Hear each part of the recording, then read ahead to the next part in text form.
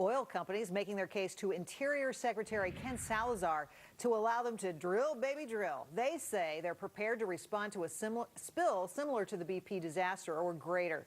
Time to let the Willis watchdogs out. Paul Westcott is the host of White House Brief. Leslie Marshall is a Fox News contributor. And Fox Business's very own Robert Gray joins us from the newsroom. Leslie, let's start with you.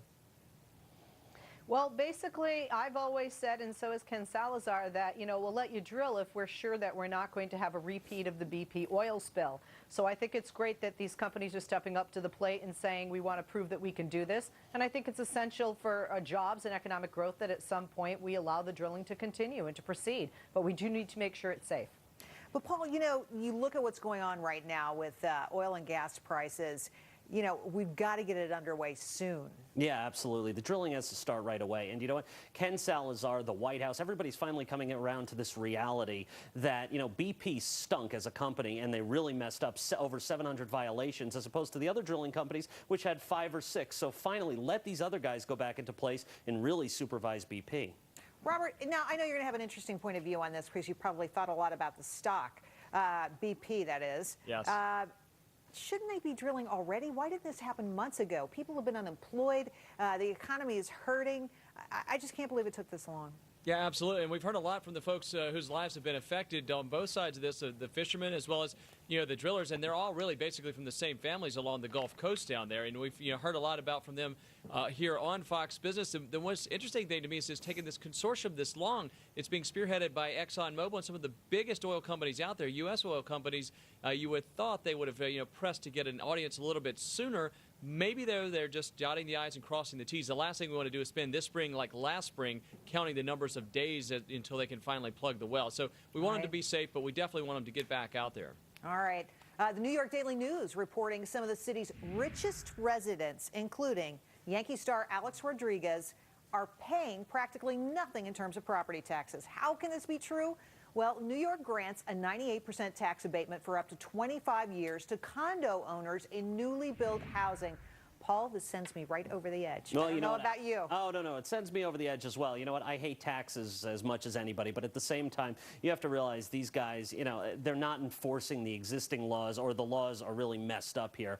And, when I look at my tax bill compared to A-Rod's tax bill, that really sends me getting angry here. Well, that's the real problem, is that middle-class taxpayers are paying a ton more than the most highly compensated sports star in New York. I'm sorry, Robert, help me out here. I'm having a little cow here. Yeah, well, I think I need some help, too. I think I need a better real estate agent and a better accountant here. This 421A, I've never heard of it, but clearly, I don't live in a high enough dollar penthouse to qualify for this kind of abatement here. And what's interesting is they do an offset with low-income housing with this. I wonder, though, in the big scheme of things, if you couldn't build this low-income housing for a lot less expensive, if A-Rod were paying his taxes, that would more than offset. I think his taxes alone could build a lot of housing. Right, build a lot of housing, do a lot of things.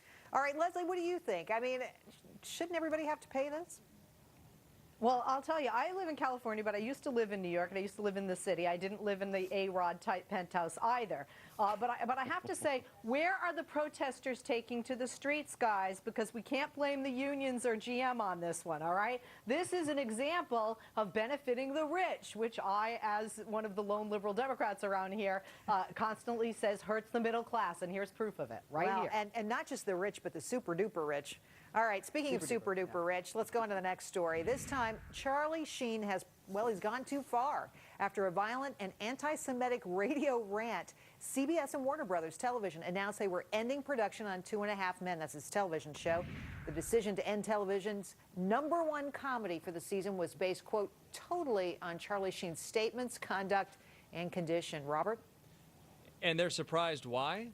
I mean, they've really been banking on his whole persona like this, and even basically writing some of it into the script. His truth is stranger than fiction, I guess. But, it just seems like he may have finally gone over the edge. Who knows? His car did, last year, mysteriously over the cliffs there. I think this gets made up, and the show comes back. It's making too much money for everyone involved, and, this is the one vehicle that thus far he hasn't managed to wreck. But perhaps this is it. The one vehicle he hasn't wrecked, Leslie, but could it happen? Well, I'll tell you, Jerry, you remember the old PSA, this is your brain on drugs. Well, obviously, Instead of the egg yolk, we need to have a picture of Charlie Sheen. You know, I live in L.A., I live in La La Land, and these celebrities, they screw up, and they get drunk, and they get drugged, and they stand up, and they impregnate somebody, and they blame the Jews whenever they get drunk, and they keeping their jobs, and then they get angry when they've lost it. I mean, come on. It is astonishing. Paul? Well, it's amazing. You've got the liberal blaming the drug addict. I'm actually going to defend the guy. You know what? Honestly, addiction, I'm the conservative defending the drug addict. I mean, all in all, the guy, you know, he seems like he had it together for a while. He had a friend re-enter his life who, you know, really messed him up in a lot of ways. I mean, there's a lot of backstory here. I'm not going to judge totally yet. I think the show's definitely coming back next season, though. Sad, sad, sad. All right, well, here's a good story. Drivers in Washington State with a record of drunken driving could be required to have special license plates designated with the letter Z. Leslie, you liking that?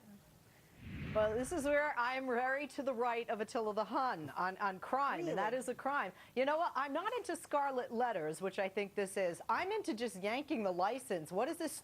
Three strikes? I give my kids 1 strike. You know, mommy says it 1 time, and that's how it should be. Sorry, you know, you get a DUI, you lose your license. And that would really, I think, be a measure to make people think twice before drinking and getting behind the wheel. Paul, tough love? You know what it is. And once again, here we go. I'm going to be the conservative who's actually on the side of the drunk drivers. Well, that's what it's going to sound like.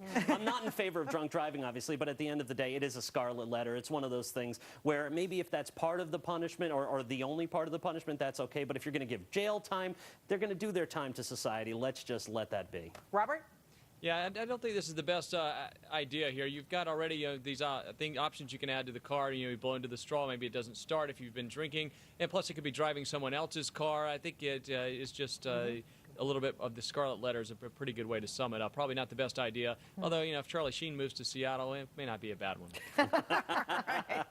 Good last word there. Thanks, Paul, Leslie, and Robert. We'll be right back with my two.